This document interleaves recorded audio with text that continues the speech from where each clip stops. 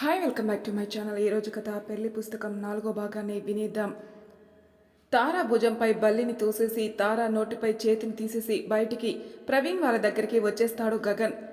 అంతవరకు అసలేం జరిగింది అన్న స్పృహలో లేకుండా గగన్ని చూస్తూ ఉన్న తారా గగన్ వెళ్ళిపోయాక తను కూడా మామూలు అయిపోయి అందరూ ఉన్న దగ్గరికే వెళ్ళిపోతుంది. తారా గగన్ అక్కడికి వెళ్ళేసరికే ప్రవీణ్, పావని, రమ్య, కీర్తి ఒకరికి ఒకరు నలుగు పూసుకుని మేం గెలిచామని ఆర్గ్యూ చేసుకుంటూ ఉంటారు.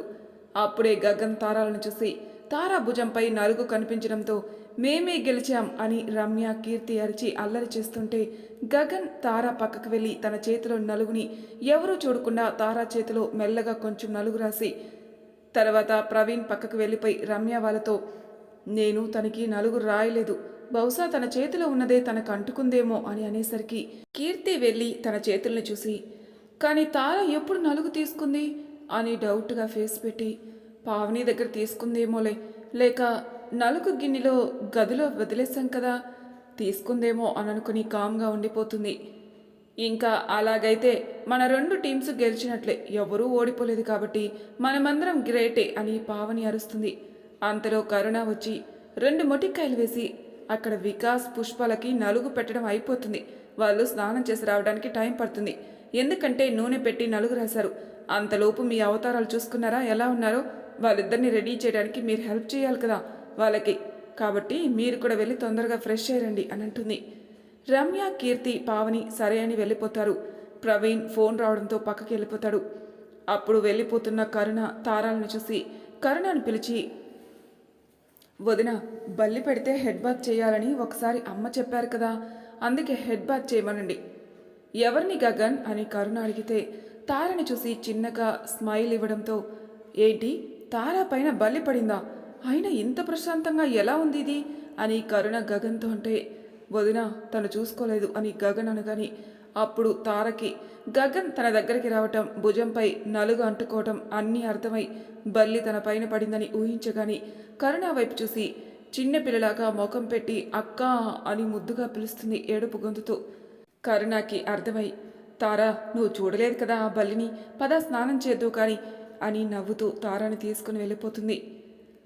తారని అలా చూసి గగన్ నవ్వుకుంటూ వెనక్కి తిరుగుతాడు. అప్పుడే ప్రవీణ్ వచ్చి, ఏంట్రా బా నవ్వుతున్నావు అని గగన్ అడుగుతాడు. ఎందుకేంట్రా, నిన్ను చూసే నవ్వుతున్నాను, ఈ అవతారంలో క్యూట్ మంకీలా ఉన్నావు, వికాస్ వెయిట్ చేస్తుంటారా వెళ్దాం అని గగన్ అంటే ముఖంపై ఉన్న నలుగుని తాకుతూ, నాకు చాలా చిరాగ్గా ఉంది, ముందు వెళ్ళి స్నానం చేయాలరా అంటూ ఇద్దరు ఇంట్లోకి వెళ్తారు. తారా కరుణతో ఇంటికి వెళ్ళి స్నానం చేసి వచ్చి జుట్టు తుడుచుకుంటూ తన చేతిని చూసుకుంటూ గగన్ మొదటిసారిగా తనని తాకటం గుర్తు తెచ్చుకొని ఏదో ఆలోచిస్తూ నిలబడిపోతుంది. ఇంతలో కరుణ వచ్చి, తారా తొందరగా రా, కావాలంటే అక్కడ పుష్పాన్ని రెడీ చేసి తర్వాత నువ్వు రెడీ అవుతూలే. అక్క, నేను తలకి స్నానం చేశాను కదా, ఇంకా జుట్టు నుండి నీళ్లు కారుతూనే ఉన్నాయి, నువ్వు ముందు వెళ్ళు, తర్వాత నేను వస్తానులే అంది తార. సరే, అమ్మను కూడా తీసుకుని వెళ్తున్నాను నాతో, అలాగే నిన్న పువ్వులు కట్టాం కదా, ఎక్కడ పెట్టావు, ఒకసారి క్రిందికి రా చూసివ్వు, ఫ్రిడ్జ్లో లేవు అంటుంది కరుణ. నేనే ఫ్రిడ్జ్లో నుంచి తీసేశాను, అమ్మని నానమ్మని పెట్టుకోమని సోఫా దగ్గర టేబుల్పై పెట్టాను, పద ఇస్తాను అని తార కరుణతో పాటు క్రిందికి వెళ్ళి వాళ్ళకి పువ్వులు తలలో పెట్టి వాళ్ళు పుష్ప వాళ్ళింటికి బయలుదేరడంతో బయట అరుగుపై జుట్టు తుడుచుకుంటూ కూర్చుంటుంది.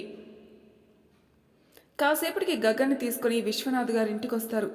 వాళ్ళని గుమ్మం దగ్గర చూసి పరిగెత్తుకుంటూ తార వాళ్ళ నానమ్మ దగ్గరికి వెళ్ళి, నానమ్మ వచ్చారు అంటుంది. వచ్చారా, ఎవరొచ్చారే అంటుంది కౌసల్య. ముందు నువ్వురా కౌసి, ఆగవే, పువ్వులు పెట్టుకుంటున్నాను కదా, మళ్ళీ మన పుష్ప పెళ్లి ఫోటోలు వచ్చాక అవి చూసి పువ్వులు సరిగా పెట్టుకోలేదు, చీర కొంగు సరిగా పెట్టుకోలేదని నువ్వే మళ్ళీ వెక్కిరిస్తావు. అమ్మా అమ్మా తారా ఎక్కడున్నారు విశ్వనాథ్ అంటూ వస్తాడు లోపలికి. వస్తున్నాను విశ్వ, వచ్చింది మీ నాన్నే కదే, వచ్చారని ఇంకెవరో వచ్చినట్లు చెప్తున్నావే అంది కౌసల్య. అలా అనుకుంటూ హాల్లోకి వచ్చిన కౌసల్య గారి వెనక తారా కూడా వస్తుంది. గగన్ని చూసి కౌసల్య గారు, గగన్ బాగున్నావా, రా లోపలికి, ఇలా వచ్చి కూర్చో, నువ్వు వచ్చావని తాతయ్య చెప్పారు, కానీ సాయంత్రం 4 కార్యక్రమం దగ్గర కలవాలనుకున్నాను, నువ్వెక్కడా కనిపించలేదే నాన్న. అది అమ్మమ్మ గారు విడిదింట్లో లోపలున్నాను, అందుకే కనిపించలేదేమో అన్నాడు గగన్. మనలో మనకి ఈ గారు లాంటి తోకలెందుకు నాన్న, అమ్మమ్మ అని పిలువు అన్నది కౌసల్య. అలాగే అమ్మమ్మ అన్నాడు గగన్. ఇంతలో విశ్వనాథ్ గారికి పుష్ప వాళ్ళ నాన్న నాయుడు గారు ఫోన్ చేసి రమ్మంటారు. అప్పుడే విశ్వనాథ్ గారు నాయుడు గారితో, నాయుడు, మా ఇంటికి గగన్ని ఇప్పుడే ఇంటికి తీసుకొచ్చాను, వదిలేసి రాలేను, కాసేపటి వరకు నువ్వు చూసుకో, నీకు నాన్న తోడుగా ఉన్నారుగా అని అంటారు. ఆ మాటలు విన్న గగన్, మావయ్య మీరు వెళ్ళండి, ఏం పర్వాలేదు అని అనటంతో, గగన్ ఏమీ అనుకోవద్దు నాన్న, అక్కడ నేనుంటే కాస్త తొందరగా పనులవుతాయని నాయుడు రమ్మంటున్నాడు అని చెప్పి వెళ్తారు. అంతలో కౌసల్య గారు టీ పెట్టడానికి లోపలికి వెళ్తే తారా కూడా ఆవిడ వెనకే వెళ్తూ ఉంది. ఇంతలో రమ్య వచ్చి కౌసల్య గారిని పిలుస్తుంది. అమ్మమ్మ, అమ్మమ్మ, కౌసి అమ్మమ్మ, ఎక్కడున్నావు అంటుంది రమ్య. రమ్య వస్తున్నానే, ఎందుకే అలా అరుస్తున్నావు అంటుంది కౌసల్య. అక్కడ అందరూ నీ రాక కోసమే ఎదురు చూస్తూ ఉన్నారు. పెళ్ళి రాత్రి 9కే కదా, రిసెప్షన్కి పెళ్ళికి మధ్య ఎక్కువ టైం ఉండదు కదా, ఆ ఏర్పాట్ల కోసం ఏమేం కావాలో నువ్వే చెప్పాలంటగా, ఒకసారి అవన్నీ చెక్ చేయడానికి రమ్మని పిలుస్తున్నారు, రా అంటుంది రమ్య. ఏంటే నీ కంగారు, నీ పెళ్ళికైతే మమ్మల్ని ఏకంగా నిద్రపోనివ్వవేమో, పుష్ప పెళ్ళికే ఎంత హంగామా చేస్తున్నావు, ఒకసారి అటు చూడు అని గగన్ని చూపించి, నీకు తెలుసుగా గగన్, నీకు అన్నయ్య అవుతారు, మన తారాకి కాబోయే భర్త, తనకి కాఫీ కలిపిచ్చాక అందరం కలిసి వెళ్దాం, సరేనా, రా లోపలికొచ్చి కూర్చో అంది కౌసల్య. అబ్బా, మా అన్నయ్యను మాకు ప్రత్యేకంగా పరిచయం చేయనక్కర్లేదులే, నాకు కరుణక్క పరిచయం చేసిందిలే అంటూ ఆవిడ దగ్గరికి వెళ్ళి చెవులో, అయినా నువ్వే ఆలోచించు, కాఫీ ఇవ్వాల్సింది నువ్వు కాదు, మన జడ పదార్థం, దానికి ఆ పని అప్పగించి వచ్చి అక్కడ పెళ్లి పనులు అవుతాయి, ఇక్కడ కొన్ని పనులు కూడా అవుతాయి, ఏమంటావు అని కౌసల్య గారిని చూసి కన్ను కొడుతుంది.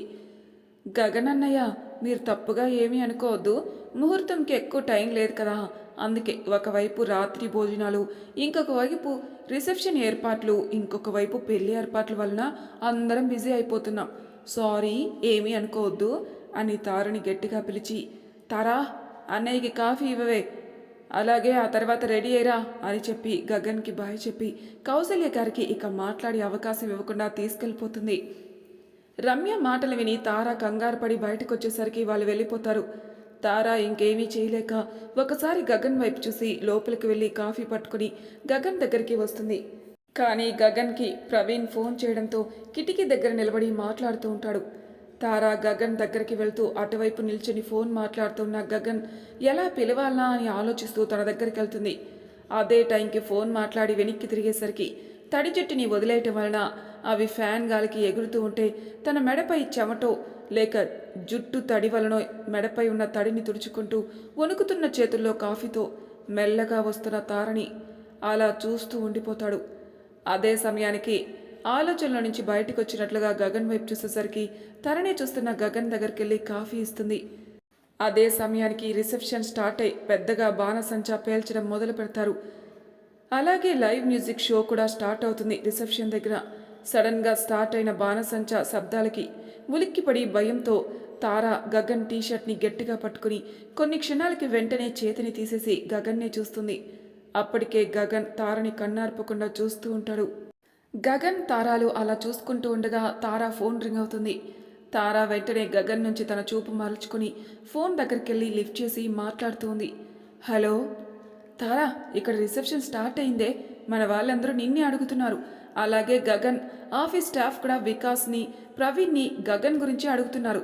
తొందరగా వచ్చేయండి, అలాగే ఇంటి తలుపులన్నీ వేసి తాళం వేసుకుని తొందరగా వచ్చేయండి. సరే అక్క, వెంటనే బయలుదేరుతాం అని ఫోన్ పెట్టేసి గగన్ వైపు చూసి చేతి వేళ్ళని మేడపైకి చూపించేసరికి గగన్ అర్థమైనట్లుగా చిన్నగా స్మైల్ చేసేసరికి తార మేడపైకి వెళ్ళి ఇంకా జుట్టు ఆరకపోవడంతో జుట్టుకి ఒక క్లిప్ పెట్టేసి ఒకసారి దువ్వుకొని జుట్టునంతటిని వదిలేసి ముఖానికి చిన్న బొట్టు పెట్టుకుని క్రింద కుంకుమ పెట్టుకుని చేతులకి గాజులు వేసుకుని చీర కట్టుకుని కుర్చీలు సరిగా ఉన్నాయో లేవో చూసుకుని గగన్ని ఒంటరిగా వదిలేసి ఇక్కడ రెడీ అవుతుంటే తను ఏమనుకుంటాడు అనుకుని తొందరగా క్రిందికొచ్చి గగన్ దగ్గర నిలబడుతుంది. తారను చూసి ఇక వెళ్ళటమే అనుకుని గగన్ సోఫాల నుంచి నిలబడతాడు. సరే ఇక వెళ్దాం అన్నట్లుగా ఇద్దరు ఒకరినొకరు చూసుకుని బయటికి బయలుదేరుతారు. గుమ్మం దగ్గరికి వచ్చేసరికి గగన్ తలుపుకి ఉన్న తాళం చూసి ఒకసారి ఇంట్లోకి చూసి ఎవరు ఇంట్లో లేరు కదా, మరి తాళాలు వెయ్యాలేమో అనుకుని గుమ్మం దగ్గర ఆగిపోతాడు.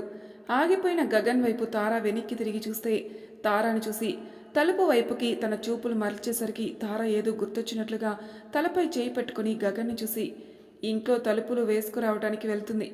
అన్ని తలుపులు వేసుకొచ్చిస్తుంది. కానీ వాళ్ళ ఇంటికి వెనక వైపు వంటగదికి ఆనుకుని ఉన్న తలుపుకి పైన గడి పెట్టలేకపోతుంది. ఎందుకంటే ఇంటికి అటువైపు ఇటువైపు ఉన్న తలుపులు చాలా ఎత్తుగా బలంగా ఉంటాయి. తలుపుని బలంగా తోసి తర్వాత గడియ పెట్టాలి ఆ తలుపుకి. రోజు వాళ్ళ నాన్నగారో లేక తాతగారు ఆ తలుపుని ఉదయం తీస్తారు, అలాగే సాయంత్రం వేస్తారు. అలాంటి తలుపుపై ఎంత బలం చూపినా ఆ తలుపు గుమ్మంకి దగ్గరగా వెళ్ళదు. అలాగే గుమ్మంకి దగ్గరగా తోసి తలుపు గడియ పెడదామన్నా మన బుజ్జి పొట్టి తారకి ఆ గడి అందదు. గగన్ని పెట్టమని అడుగుదామనుకుంటుంది. అంతలోనే ఎంతైనా తన అక్కకి మరిది, పైగా పెద్ద ఆఫీసర్ అయినా తనను అడిగితే ఏమంటాడు అని. అలాగే అసలు అలా ఎలా అడగాలో అర్థం కాక తనే తన పిచ్చుక బలాన్ని చూపిస్తోంది. ఇంతలో తారా వెళ్ళి చాలాసేపు అవటంతో, అలాగే వంటగది నుంచి ఏవో శబ్దాలు రావడంతో గగన్ వెళ్ళి తారా అవస్థను చూసుకుని నవ్వుకుని తన దగ్గరికి తన వెనక నుంచి ఒక చేత్తో బలంగా తలుపు నొక్కి పెట్టి ఇంకో చేత్తో గడియ పెట్టేస్తాడు. సడన్గా వెనక నుంచి తనకు దగ్గరగా 2 చేతులు రావడంతో కొంచెం ఉలిక్కిపడి అవి గగన్వేవి అని గుర్తించింది. గగన్ తన చేతులు తీసేంత వరకు వెనక్కి తిరగకుండా ఉండి తనకంత దగ్గరగా గగన్ రావడంతో గుండె వేగంగా కొట్టుకుంటూ ఉంటే 2 చేతుల్ని ఒక్కదానితో ఒకటి గట్టిగా పట్టుకుని కామ్గా ఉండి గగన్ తన చేతులు తీసేసి వెళ్ళాక మెల్లగా తిరిగి గ్లాస్ నిండా నీళ్లు తీసుకుని గబగబా తాగేసి తన గాబరాకి కొంచెం నీళ్లు చీరపై పడిపోవడంతో చీర తుడుచుకుంటూ ఇంట్లో ఒక లైట్ తప్ప మిగతా లైట్స్ అన్నీ ఆపేసి గగన్ దగ్గరికి వచ్చేసి గుమ్మం దగ్గర తలుపు తాళాలు చూస్తూ ఉంది వేయటానికి. అవి కనిపించకపోవడంతో ఇంట్లో ఉన్నాయేమో అని అడుగుపెట్టేలోపే గగన్ చేతిలో తాళాల శబ్దం విని తాళాల కోసం గగన్ వైపే చూస్తుంది. కానీ గగన్ మాత్రం తారా బయటకొచ్చాక తలుపు దగ్గరికి వేసి తాళం వేసి వాటిని తారాకిచ్చేస్తాడు. తారా వాటిని తీసుకుని అక్కడే మెట్లపై ఉన్న చెప్పులు వేసుకుని గగన్తో పాటుగా మెల్లగా గగన్కి దగ్గరగా కాదు అలాగే దూరంగా కూడా కాదు అన్నట్లుగా నడుస్తూ ఉంటుంది. తారా వాళ్ళ ఇల్లు పుష్ప ఇల్లుకి దగ్గరే అయినప్పటికీ తారా వాళ్ళ ఇల్లు ఊరికి మొదట్లో దగ్గరలో పొలాలతో మిగతా ఇళ్ళకి దూరంగా ప్రశాంతంగా ఉంటుంది. తారా ఇంటి నుంచి కొంచెం మట్టి రోడ్డుపై నడిచాకే ఊర్లో ఇల్లులన్నీ కనిపిస్తాయి. తారా వాళ్ళ తాతయ్యకి పొలాలు ఆవులపై ఉన్న ఇష్టంతో ఇంటి చుట్టుపక్కలున్న వాళ్ళ పొలాలని అలాగే ఉంచేశారు. తారా గగన్ కలిసే వెళ్తున్నప్పటికీ ఏం మాట్లాడకుండానే వెళ్తున్నారు. రిసెప్షన్ దగ్గర పేలుతున్న బాణసంచా వల్ల ఆకాశంలోని ఆ వెలుగుల్లో ఒకరి మొహాన్ని ఒకరు ఇష్టంగా అవతల వారు చూడకుండా చూసుకుంటూ నడుస్తూ ఉన్నారు. కాసేపటికి ఇద్దరు రిసెప్షన్ దగ్గరికి చేరుకోగానే తారని చూసి తొట్టి గ్యాంగ్ అంతా వచ్చి, అమ్మయ్య నువ్వు చీర కట్టుకోవేమో అనుకున్నామే, మనమందరం చీర కట్టుకొని పుష్పతో ఫోటో తీద్దాం అనుకున్నాం కదా, మొత్తానికి కరుణక్క బలవంతం మీదైనా చీర కట్టుకున్నావు, రా ఫోటో తీసుకుందాం అంటూ గగన్ని చూడకుండా మాట్లాడుతూ ఉంటారు. ఇంతలో రమ్య గగన్ని చూసి, ఓయ్ అందరూ ఇంకాపండి, అసలు అన్నయ్యని చూడకుండా మాట్లాడుతూనే ఉన్నారే, మనం అందరం గగన్ అన్నయ్యతో తప్పకుండా ఫోటో తీసుకుందాం. అన్నయ్య ఏమీ అనుకోవద్దు, మన రసగుల్లా ఎప్పుడు చీర కట్టుకోమన్నా కట్టుకోదు, దానిని చీరలో చూసి అందరూ మీరున్నారనే విషయమే గమనించలేదు, రండి అందరం కలిసి ఫోటో తీసుకుందాం.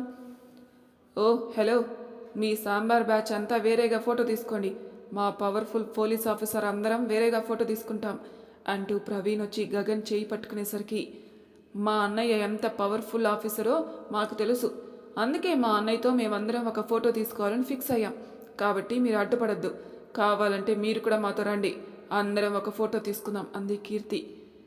నాకు ఎటువంటి అభ్యంతరం లేదు, అందరం ఫోటో తీసుకుందాం, కానీ అక్కడ మీ శ్రీ గగన్ అన్నయ్య గారిని కలవాలని మా స్టాఫ్ వెయిట్ చేస్తున్నారు, అందుకే తొందరగా ఫోటో తీసుకుందాం అని ప్రవీణ్ అనడంతో అందరూ స్టేజ్ మీదకి వెళ్ళి ఫోటోకు నిలబడతారు.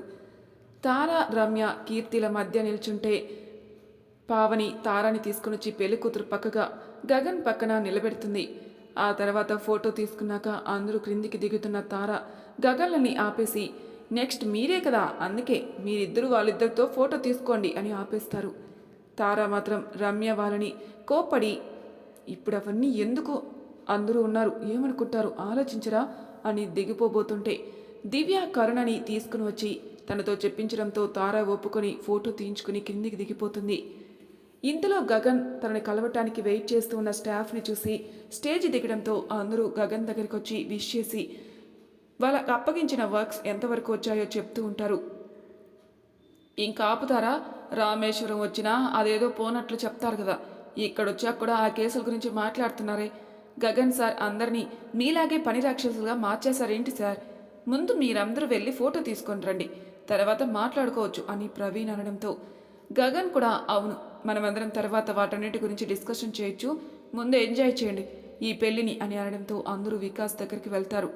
అందరితో పాటు వెళ్తున్న ప్రవీణ్ని గగన్ ఆపి, రే ప్రవీణ్, మళ్ళీ ఏంట్రా ఆ ఎగస్ట్రాలు?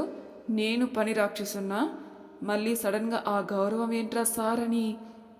గౌరవం ఇచ్చినప్పుడు తీసుకోవాలి కానీ నువ్వేంటి బా, ఎందుకు ఏమిటి అలా అని అడుగుతావు? ఎంతైనా హయ్యర్ ఆఫీసర్వి కదా, అది కాక మాటైనా పాటైనా ఆటైనా మనం మాత్రమే ఉన్నప్పుడు బాగుంటుంది. అందరి ముందు రే ఊరే గ్యాగ్స్ బావా అని పిలవలేదు కదా, అందుకే. అది సర్లే, ఏంటి విషయం? నన్ను వికాస్ దగ్గర తోడుగా వదిలేసి మా చెల్లికి తోడుగా ఉండి తీసుకొచ్చావు అంటాడు ప్రవీణ్. అదేం లేదురా, మావయ్య నన్ను తీసుకుని వెళ్ళారు, ఆ తర్వాత ఒక్కొక్కరిగా ఇక్కడికే వచ్చేసారు. ఇంకా తను రెడీ అయ్యి వచ్చేంతవరకు ఉండి తనతో పాటు వచ్చాను అంతే అన్నాడు గగన్. అంటే మీరిద్దరే ఇంతసేపు ఇంట్లో ఒంటరిగా ఉండి హాయిగా మాట్లాడుకుంటూ నడుచుకుంటూ వచ్చారన్నమాట. సూపర్ బా అన్నాడు ప్రవీణ్. అంతలేదు, ఇంట్లోనూ నడుచుకొని వస్తున్నప్పుడు మాత్రమే కాదు, ఇంతవరకు తను నాతో ఒక్కసారి కూడా మాట్లాడలేదు. తను చాలా రిజర్వ్గా ఉంటుంది. మాటలేంటి, కనీసం తలెత్తి నన్ను పూర్తిగా కూడా చూడడం కూడా రేర్ అంతే అన్నాడు గగన్. ఏంటి బా, ఏం మాట్లాడుకున్నారని అడుగుతానని ముందే అసలు మాట్లాడుకోలేదని చెప్పేస్తున్నావు కదా. అయినా నిన్ను చూడకపోవడం ఏంటి బా, మన సిటీలో నీకెంత ఫ్యాన్ ఫాలోయింగ్ ఉంది నాకు తెలుసు, నీకు తెలుసు. అంతెందుకు, మన వాళ్ళందరికీ తెలుసు. ఈ ఊర్లో కూడా రాగానే అందరూ ఫ్లాట్. ఇంకా నాతో అబద్ధం చెప్పకు బా అన్నాడు ప్రవీణ్. అబ్బా ఇంకా ఆపరా, ఒకవైపు నన్ను పొగుడుతూ ఇంకోవైపు నా మాటలు నమ్మవేంటి? నాకు తెలుసు నా గురించి, ఏదో అమ్మ పోలికలు రావడంతో కొంచెం చూడడానికి బాగానే ఉంటా అనుకుంటా, కానీ నిజం చెప్తున్నాను, తను నిజంగానే నాతో మాట్లాడలేదు, చూడట్లేదు సరిగా. అయినా కూడా ఇంతవరకు మనం చూసిన మన చుట్టుపక్కల ఉండే అమ్మాయిలు, ఈ ఊర్లో అల్లరి చేస్తూ సరదాగా ఉన్న అమ్మాయిలందరి మధ్యలో తను నాకు చాలా డిఫరెంట్గా అనిపిస్తుంది అన్నాడు గగన్. ఎందుకు అనిపించదు? ఎంతైనా మా చెల్లెమ్మ నీకు కాబోయే భార్యమని కదా. ఇంకా తన ఈ పల్లెటూరులోనే పుట్టి పెరిగింది. అంతేకాకుండా తనను కాబోయే భర్తవి కాబట్టి సిగ్గు వలనో మొహమాటం వలనో నీతో ఫ్రీగా ఉండలేకపోతుందేమో. మొత్తానికైతే మా చెల్లెమ్మపై ప్రేమ మొదలైందన్నమాట మా ఏసీపీ గారికి అన్నాడు ప్రవీణ్.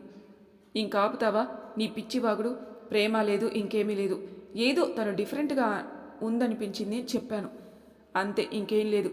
అయినా కూడా ఈ ప్రేమ లాంటి విషయాలు నాకేం అర్థం కావు. I like my job, my duty, that's it. ఇంక వెళ్దాంరా అన్నాడు గగన్. అలా అంటూ వెళ్ళిపోతున్న గగన్నే చూసి, నా పిచ్చి కానీ ఇన్ని సంవత్సరాలు పోలీస్ ఆఫీసర్ కావాలని చిన్నప్పటి నుంచి ఆ ధ్యాసలోనే ఉండి మొత్తానికి ఆఫీసర్ అయిపోయావు. నిన్ను చూసిన వాళ్ళందరికీ ఆ దేవుడు అందం, ఆస్తి, గొప్ప కుటుంబం, నువ్వు ఇష్టపడ్డ ఉద్యోగం అన్నీ ఇచ్చాడు. ఇంకేంటి అనుకుంటారు, కానీ హార్మోన్ ఇంబ్యాలెన్స్ కూడా అదనంగా ఇచ్చాడనిపిస్తుంది. లేకుంటే మేం వెంటపడినా కన్నెత్తి చూడని అమ్మాయిలు వీడి వెంటపడినా చలనం లేకుండా ఉంటాడు. ప్రతి మనిషికి మ్యాక్సిమం 300 మంది పైనే జీవితకాలంలో క్రష్ కలుగుతుందంట. కౌమార వయసులో కనీసం 3 పైన క్రష్ కలుగుతుందని సైకాలజీ చెప్తుంటే వీడు ఆ కౌమార దశ దాటి వచ్చేశాడు. అయినా కూడా వీడి ఇలాగే ఉన్నాడేంటబ్బా. వీడిని కాదు అంకుల్ వాళ్ళని అనాలి అసలు. సరైన టైంలో ఇంటర్ నుంచి హాస్టల్లో ఉంచి చదివించడంతో మహానుభావుడికి ఏ దేశ లేకుండా పోయింది. అయిందేదో అయింది. అప్పుడంతా ఒక లెక్క, ఇప్పుడు ఒక లెక్క. ఇప్పుడు మా చెల్లి వచ్చింది బావా, ఎవరిని కన్నెత్తి చూడని వాడివి. నీకు డిఫరెంట్గా అనిపించిన మా చెల్లి నిన్ను చూడలేదని మాట్లాడలేదని బాధపడుతున్నావు కదా. తన అమాయకత్వం, మొహమాటమే నీకు ముందు. ఇంక నువ్వు మారకుండా ఉండడం అసాధ్యం బావా అని నవ్వుకుంటూ గగన్ దగ్గరికి వెళ్ళి అందరూ మాట్లాడుకుంటూ ఉంటారు. మరి తర్వాయి భాగంలో ఏం జరుగుతుందో నెక్స్ట్ ఎపిసోడ్లో తెలుసుకుందాం. అంతవరకు నా ఛానల్ సబ్స్క్రైబ్ చేయని వాళ్ళు ప్లీజ్ సబ్స్క్రైబ్ చేసుకోండి, లైక్ చేసి షేర్ చేయండి, మీ అభిప్రాయాలను కామెంట్ రూపంలో తెలియజేయండి. Thank you for listening.